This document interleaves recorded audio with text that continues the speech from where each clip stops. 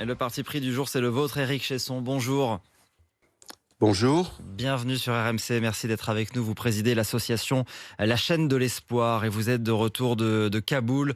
N'oublions pas l'Afghanistan. C'est votre parti pris ce matin, alors que nous sommes un an jour pour jour après le retour au pouvoir des talibans.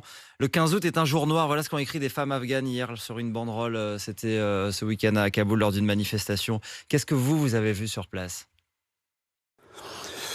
J'ai vu ce que je constate depuis un an, c'est une dégradation lente, progressive, inexorable de la situation des Afghanes et des Afghans. Bien entendu, la femme qui paye une note absolument terrible puisqu'on essaie quasiment de l'effacer du cadre social.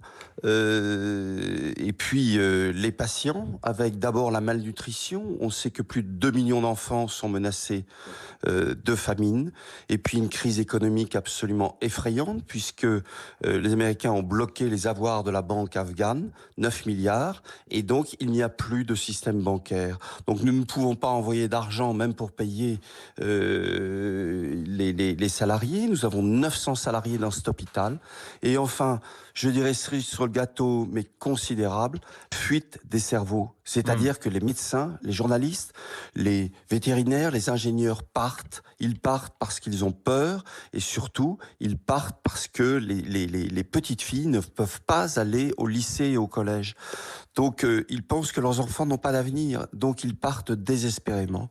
Et c'est un réel drame pour l'Afghanistan. Je précise, Éric Chesson, qu'avec votre ONG, vous avez créé sur place à Kaboul un hôpital où vous recevez d'ailleurs beaucoup de femmes. La situation des femmes qui inquiète particulièrement, des manifestations réprimées, les femmes qui doivent couvrir leur visage, l'éducation des filles, vous le disiez, interdite au-delà du CM2, et ce ministère de la prévention du vice et de la promotion de la vertu qui a été recréé.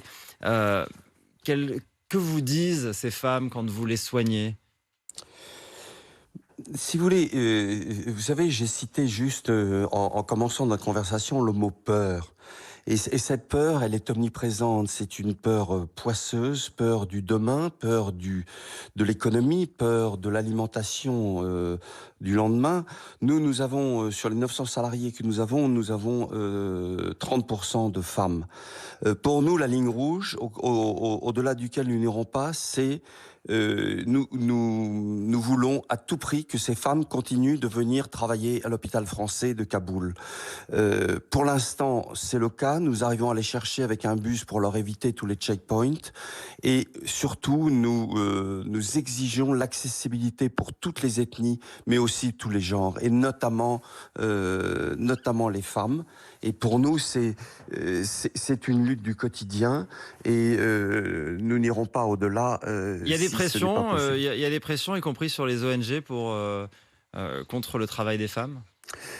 Dans le domaine médical, ce n'est pas le cas. Moi, je ne l'ai pas constaté, mais on voit parfaitement que lorsque les infirmières, les aides-soignantes, les gens qui travaillent en réanimation viennent, on sent que le transport est une angoisse parce qu'il y a beaucoup de checkpoints, et ce fameux ministère du prévention du vice et la promotion de la vertu. Il faut savoir aussi qu'il s'est installé dans l'ancien ministère des Femmes, ce qui est quand même un raffinement assez énorme. Oui. Donc, si vous voulez, pour l'instant, moi, je ne vois pas un signe positif depuis cette dernière année, depuis cet anniversaire, entre guillemets. Je trouve que nous nous enfonçons, et j'ai très peur que la situation actuelle rappelle, je dirais, les talibans phase 1, c'est-à-dire 1996-2001. Nous y allons tout droit.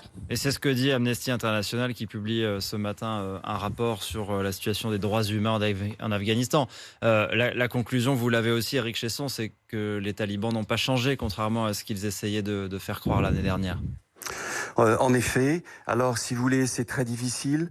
Partir, c'est les abandonner. Rester, on ne veut pas collaborer. Donc c'est une ligne de crête. Mais moi, je passe à travers votre antenne un appel pour tous les médecins, anesthésistes, infirmières de réanimation ou de bloc opératoire qui voudraient nous rejoindre. Les Afghans ont besoin de nous. Il faut à tout prix qu'on renvoie des missions, ce que nous avons fait, parce qu'ils ont un besoin d'abord humain, mais aussi pour soigner et pour les former. Hmm. Et sur place, les talibans vous laissent travailler sans aucun problème? Oui, pour l'instant, on peut le dire, non seulement ils nous laissent travailler, mais ils souhaitent de façon extrêmement insistante que nous revenions, que l'aide internationale revienne, parce que je vous dis que le système économique est totalement bloqué, et je rappelle que le gouvernement précédent dépendait à 75% de l'aide internationale.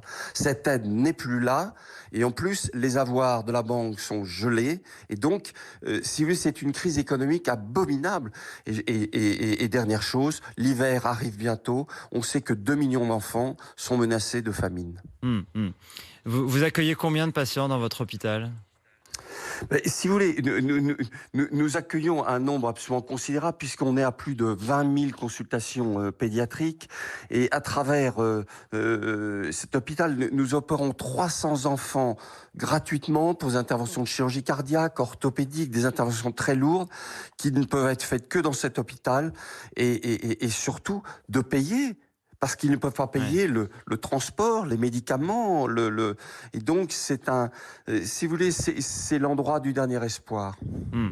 L'Institut médical pour la mère et l'enfant que vous avez créé à Kaboul avec votre ONG, l'association la chaîne de l'espoir. Éric Chesson, on a entendu votre appel aux médecins, aux infirmières pour venir comme volontaires dans votre hôpital, aider les Afghans. Merci beaucoup pour votre témoignage, Éric Chesson, parce que vous revenez de Kaboul un an après la reprise en main par les talibans de l'Afghanistan. Très bonne journée à vous, 6h49.